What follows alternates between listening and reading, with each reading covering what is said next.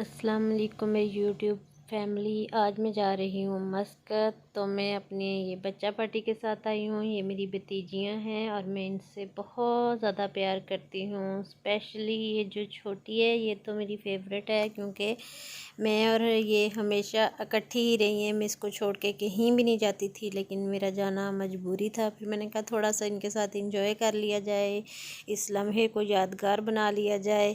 और ये छोटी तो इतनी मुझे प्यारी लगती है और मुझसे इतना प्यार करती है कि ये मेरे बगैर कहीं रहती ही नहीं थी। और इसको ये नहीं पता था कि मैं कहीं बहुत दूर जा रही हूँ। इसको यही था कि बस पुप्पो इधर ही है।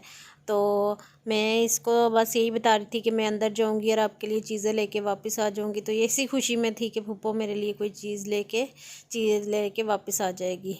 लेकिन जब मैं बिछड़ी तो मुझे नहीं पता था कि ये सूरत हाल होगी। ये देख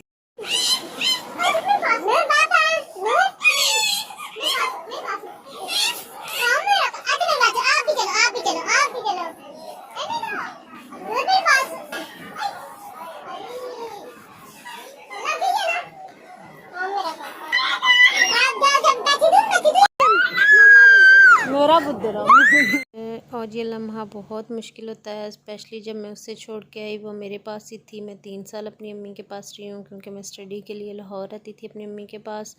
और मैं बहुत ज़्यादा उदास थी उससे बिछड़ के, क्योंकि वो बहुत रो रही थी और मेरे दिल को बस कुछ हो रहा था। बहुत मुश्किल से मैंने अपने ऊपर काबू रखा और मैं आ गई ये जहाज़ के अंदर। लेकिन मेरा ध्यान पूरा टोटली उसी की तरफ था, क्योंकि वो हमेशा मेरे पास ही सोती थी, वो किसी और के पास नहीं जाती थी। और मैंने जब यूनिवर्सिटी चले जाना तो बस वो बेसब्री से मेरा इंतज़ार करती रहती थी कि कब फुप्पो आएगी। रास्ते में उसने मुझे कोई 1000 बार कॉल करवानी है मेरी अम्मी से कि बस मेरी फुप्पो से बात करवाओ। तो बस कुछ बच्चे होते हैं जिनसे हम लोग बहुत ज़्यादा अटैच होते हैं। तो मजबूरी थी मेरा आना भी, क्योंकि मेरी स्टडी के बाद मैंने अपने हस्बैंड के पास आना था। तो ये जी ऊपर का व्यू लाहौर का, जो कि घर बिल्कुल छोटे छोटे और सारा एरिया जो है बिल्कुल छोटा छोटा नज़र आ रहा था। लेकिन मुझे फ़र्स्ट टाइम मैं जहाज़ पे बैठी थी थोड़ी घबराहट तो हो रही थी, लेकिन फिर मैंने अपने ऊपर काबू पा लिया। मैंने कहा चलो कोई नहीं, बस थोड़ा सा टाइम है। और ये जी मैं जब ऊपर से वीडियो बना रही थी तो देखे मीनार पाकिस्तान निक्का सा पिद्दू सा नज़र आ रहा है, जो कि है तो बहुत बड़ा, लेकिन दूर से हाइट की वजह से बहुत छोटा नज़र आ रहा था। मैंने कैप्चर करने की कोशिश की है, उम्मीद है आपको नज़र आया होगा। और उसके बाद मैं पहले तो बिल्कुल ठीक थी, लेकिन जब ये बादल आ गए तो इसमें मुझे बहुत घबराहट होना शुरू हो गई, क्योंकि मैं अस्थमा की मरीज़ हूँ और घुटन में मुझे तो बस मेरा सांस बंद होना शुरू हो जाता। लेकिन फिर मैंने अपने आप को हौसला दिया कि यहाँ अगर मैं बेहोश हो गई तो मुझे कोई उठाने वाला नहीं है। बस मैं अपने आप को हौसला ही दे रही थी।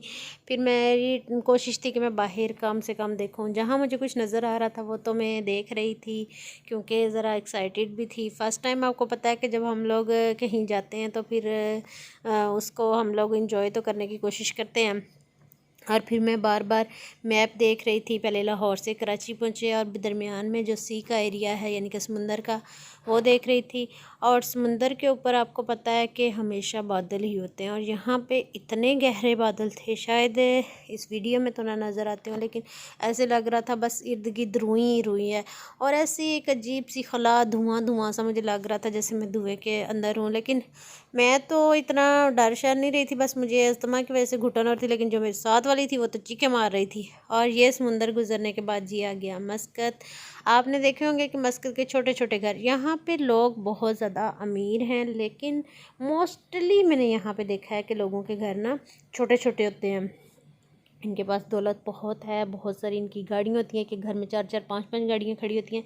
लेकिन ये लोग सिंपल हैं, ज़्यादातर सिंपल सिटी को ज़्यादा पसंद करते हैं। हमारे घर मुल्क में इतना पैसा हो तो हमारे तो शशके ही ख़त्म नहीं होते।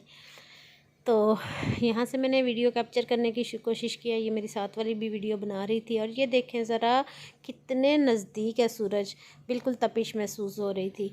और ये घर देखें, ज़्यादातर ये जो मस्कत का एरिया ये रेगिस्तान पे मौजूद है और ग्रीनरी बहुत कम है। अगर ग्रीनरी है भी तो ये इन लोगों ने पानी लगा लगा के पौधों को तो बस तैयार किया होता है, घास और पानी को।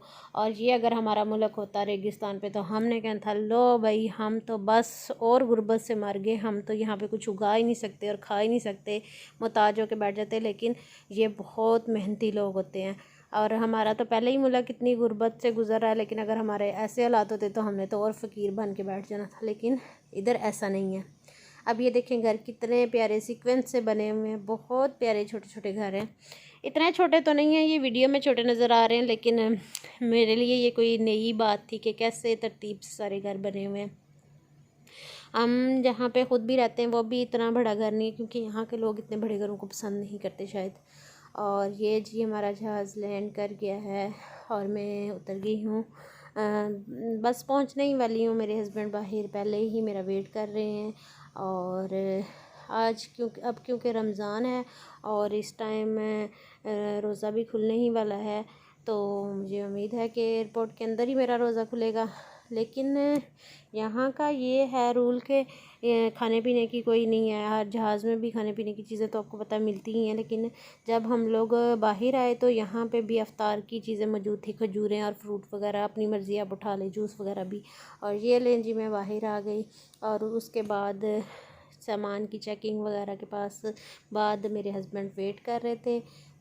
और ये जी मैं आ गई ही बाहर, और यहाँ वो मुझे बता रहे थे कि यहाँ मैं रहता हूँ। ये देखो कितने परसकून एरिया है, लोग कवानीन की पाबंदी करते हैं और यहाँ कोई शोर नहीं है। लेकिन पाकिस्तान में भी वो चीपा का अपना ही मज़ा है, लेकिन यहाँ पे ज़ाहिर है लोग रूल एंड रेगुलेशन की बहुत ज़्यादा पाबंदी करते हैं, और जो अच्छी बात भी हमें भी करनी चाहिए।